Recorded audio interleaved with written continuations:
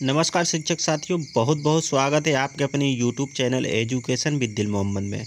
शिक्षक साथियों, निष्ठा प्रशिक्षण में आप लोगों को निष्ठा 3 के तहत FLN मॉड्यूल 3 जो बच्चों की सीखने की प्रक्रिया को समझना, बच्चे कैसे सीखते हैं, इस कोर्स का प्रश्नोत्तर जो आपको 20 क्वेश्चन आखिरी भाग में जो है मिलेंगे, जिसको आपको करना अनिवार्य है और उसमें 70% अंक पाना अनिवार्य है।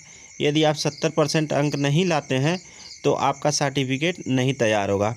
तो दोस्तों, मैं बताना चाहूँगा कि इससे पहले आपने अक्टूबर माह में 2 मॉड्यूल का प्रशिक्षण किया है। अब नवंबर में 2 मॉड्यूल का प्रशिक्षण करना है, जिसमें मॉड्यूल 3 और मॉड्यूल 4 है।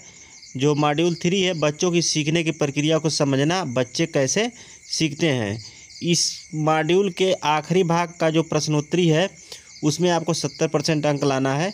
इसलिए मैं इस वीडियो के माध्यम से 20-20 क्वेश्चन का 2 पार्ट जो है इस वीडियो में मैं अपलोड कर रहा हूं। तो आप इस वीडियो को देखकर और अध्ययन करके आप अपना कोर्स पूरा कर सकते हैं और अपने जो है 20 में 20 अंक प्राप्त कर सकते हैं। तो साथियों, और बताना चाहूँगा कि आपके अलग अलग जो है मोबाइल से अलग अलग अगर आप कोर्स करेंगे तो आपको क्वेश्चन एक तरह से नहीं मिल सकते हैं, क्वेश्चन अलग अलग मिलेंगे। लेकिन इन्हीं 40 क्वेश्चनों में से आपको 20 क्वेश्चन करने हैं और इन्हीं 40 क्वेश्चन में से आपको 20 क्वेश्चन मिल जाएंगे, तो आप इस मॉड्यूल को पूरा कर सकते हैं। तो यह जो है सभी राज्यों के शिक्षकों के लिए अनिवार्य है। तो दोस्तों, आइए शुरू करते हैं वीडियो। तो साथियों, क्वेश्चन है, कक्षा में 3 प्रकार के परस्पर संवाद कौन कौन से हैं। तो इसका साथियों राइट उत्तर हो जाता है पहला, साथियों के साथ परस्पर संवाद, बड़ों के साथ परस्पर संवाद और वस्तु या सामग्री के साथ परस्पर संवाद। उसके बाद साथियों नेक्स्ट क्वेश्चन की तरफ चलते हैं। नेक्स्ट क्वेश्चन है, संभावित सूची में क्या शामिल है। तो दोस्तों, इसका राइट उत्तर 4th हो जाता है, किसी ऐसी चीज़ में रुचि जिसके बारे में बच्चा जानता नहीं है, शायद जब जान जाए तो उसमें ही रुचि हो जाए। उसके बाद साथियों नेक्स्ट क्वेश्चन की तरफ चलते हैं। नेक्स्ट क्वेश्चन है, बड़ों के साथ परस्पर संवाद का क्या अर्थ है। तो इसका 3rd ऑप्शन सही है, अभिभावक और शिक्षक स्वयं बच्चों के साथ मिलकर सीखने की प्रक्रिया में बच्चों की सहायता करें। उसके बाद साथियों नेक्स्ट क्वेश्चन की तरफ चलते हैं। नेक्स्ट क्वेश्चन है, सक्रिय और स्वायत्तशासी ऑटोनोमस छात्र बनने के लिए बच्चों को क्या करना चाहिए। तो इसका 4th सही है, जिज्ञासु, पहल करने वाले, आत्मविश्वासी, खोजी प्रवृत्त और चिंतनशील बनकर। उसके बाद साथियों नेक्स्ट क्वेश्चन की तरफ चलते हैं, बच्चों को सीखने के पूर्व ज्ञान अनुभव कैसे प्राप्त होते हैं। तो इसका साथियों राइट उत्तर है, प्रतिदिन के अनुभव जिसका बच्चे सामना करते हैं। उसके बाद साथियों नेक्स्ट क्वेश्चन की तरफ चलते हैं, उच्च श्रेणी की बुद्धि वाले बच्चे का क्या अर्थ है। तो साथियों इसका 4th सही है, अक्सर विविध प्रकार के सोचने वाला। उसके बाद साथियों नेक्स्ट क्वेश्चन की तरफ चलते हैं, जो बच्चे बहुत प्रश्न पूछते हैं वे कैसे हो सकते हैं। तो इसका 3rd सही है, जिज्ञासु। उसके बाद साथियों नेक्स्ट क्वेश्चन की तरफ चलते हैं, गतिविधि रुचि क्षेत्र में सही उदाहरण क्या है। गतिविधि रुचि क्षेत्र के सही उदाहरण क्या है। तो साथियों इसका 1st सही है, कला, खोज, ब्लॉग, संगीत। उसके बाद साथियों नेक्स्ट क्वेश्चन को देखते हैं, कला के द्वारा सीखने के सही उदाहरण क्या है। तो इसका 3rd सही है, आकार बनाना और गयात्मक पैटर्न की पहचान करना। उसके बाद साथियों नेक्स्ट क्वेश्चन की तरफ चलते हैं, बच्चों के अलग अलग सीखने के तरीके और सीखने की गति किसके फलस्वरूप होती है। तो इसका 4th सही है, जानकारी ग्रहण करने, परिस्थिति की समीक्षा करने और निर्णय लेने के तरीके। उसके बाद साथियों नेक्स्ट क्वेश्चन की तरफ चलते हैं, NCF 2005 का पूर्ण रूप क्या है। तो इसका 2nd सही है, नेशनल करिकुलम फ्रेमवर्क 2005। उसके बाद साथियों नेक्स्ट क्वेश्चन की तरफ चलते हैं, बच्चे बेहतर कब सीखते हैं। तो इसका फोर्थ सही है, जब स्वयं करके सीखने में युक्त रहते हैं।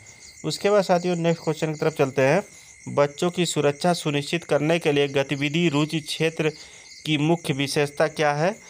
तो इसका फोर्थ सही है, कक्षा में हर तरफ से पहुंच में हो। उसके बाद साथियों नेक्स्ट क्वेश्चन की तरफ चलते हैं।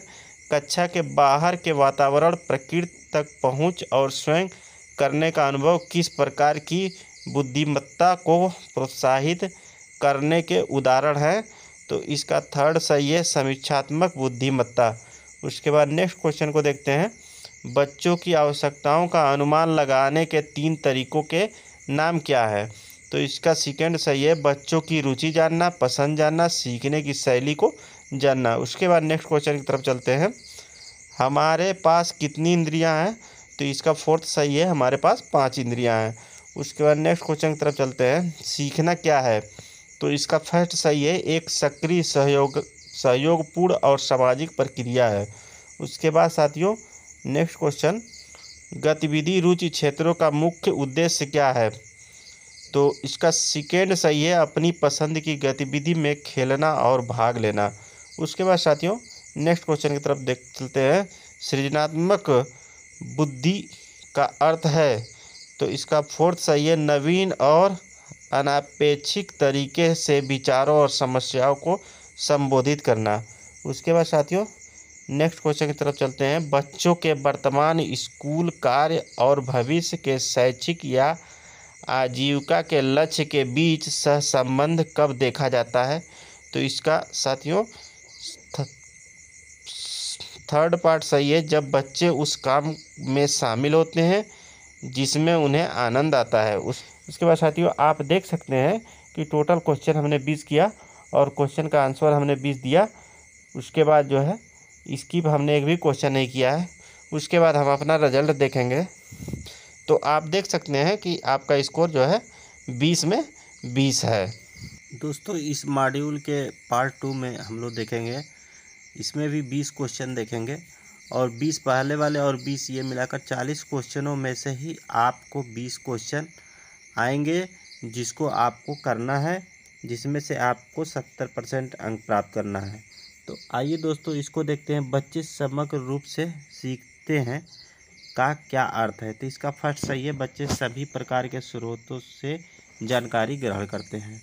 उसके बाद साथियों नेक्स्ट क्वेश्चन की तरफ चलेंगे। सामूहिक पसंद का क्या अर्थ है? तो इसका फोर्थ सही है, किसी विशेष परस्पर संवाद को प्राथमिकता देना, जैसे अकेले कार्य करना, साथी के साथ कार्य करना, बड़े छोटे समूह में कार्य करना।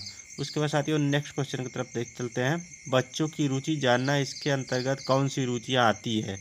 तो थर्ड सही है, पहले से मौजूद रुचि और संभावित रुचि। उसके बाद साथियों नेक्स्ट क्वेश्चन की तरफ चलते हैं। सीखने के अनुभव शुरू करने से पहले शिक्षक को क्या करना चाहिए? तो इसका थर्ड सही है, बच्चों की सीखने की आवश्यकताओं का पता लगाएं। उसके बाद साथियों नेक्स्ट क्वेश्चन की तरफ चलते हैं। पांचों इंद्रियों के नाम क्या हैं? तो इसका फर्स्ट सही है, देखना, स्वाद, स्पर्श, सूंघना और सुनना। उसके बाद साथियों नेक्स्ट क्वेश्चन की तरफ चलते हैं। कक्षा में एक ही समय में सभी गतिविधि रुचि क्षेत्रों की व्यवस्था करने के लिए स्थान की कमी हो तो क्या करना चाहिए? तो इसका थर्ड सही, एक समय में कम से कम 4 की व्यवस्था करना और प्रत्येक 15 दिन में बारी बारी बदलते रहना। उसके बाद साथियों नेक्स्ट क्वेश्चन की तरफ चलते हैं। एक बार बच्चों की सीखने की आवश्यकताओं की खोज करने के बाद शिक्षक को क्या करना चाहिए? तो साथियों इसका फोर्थ सही है, सीखने की योजना या निर्देशात्मक प्रक्रिया बनाएं। उसके बाद साथियों नेक्स्ट क्वेश्चन की तरफ चलते हैं। बच्चों के अलग अलग सीखने के तरीके और सीखने की गति किसके फलस्वरूप होती है? तो इसका थर्ड सही है, जानकारी ग्रहण करने, परिस्थिति की समीक्षा करने और निर्णय लेने के तरीके। उसके बाद साथियों नेक्स्ट क्वेश्चन की तरफ चलते हैं। बच्चों के सीखने में शिक्षक की क्या भूमिका होनी चाहिए? तो इसका सेकेंड सही है, सहायक बनना। उसके बाद साथियों नेक्स्ट क्वेश्चन की तरफ चलते हैं। करके सीखने का अनुभव का क्या अर्थ है? तो साथियों इसका थर्ड सही है, करके सीखना। उसके बाद नेक्स्ट क्वेश्चन की तरफ चलते हैं। सीखने के तरीके जानना से हम क्या समझते हैं? तो इसका सेकेंड सही है निजी पसंद। उसके बाद नेक्स्ट क्वेश्चन है साथियों, जानकारी प्राप्त करने के 4 साधन क्या है? तो दृश्य, श्रव्य, गति संवेदी और स्पर्श। उसके बाद साथियों नेक्स्ट क्वेश्चन की तरफ चलते हैं, अधिकतर बच्चों की सीखने की पसंद को क्या प्रभावित करता है? तो सेकेंड सही है मस्तिष्क का रुझान, जेंडर और निजी अनुभव। उसके बाद साथियों नेक्स्ट क्वेश्चन की तरफ चलते हैं, सबसे अधिक सीखना कब होता है? इसका सेकेंड सही है जब सीखने में सभी इंद्रियों का उपयोग या भागीदारी हो। उसके बाद साथियों नेक्स्ट क्वेश्चन की तरफ चलते हैं, बच्चों की आवश्यकताओं का अनुमान लगाने के कितने तरीके हैं? तो इसका सेकेंड सही है 3।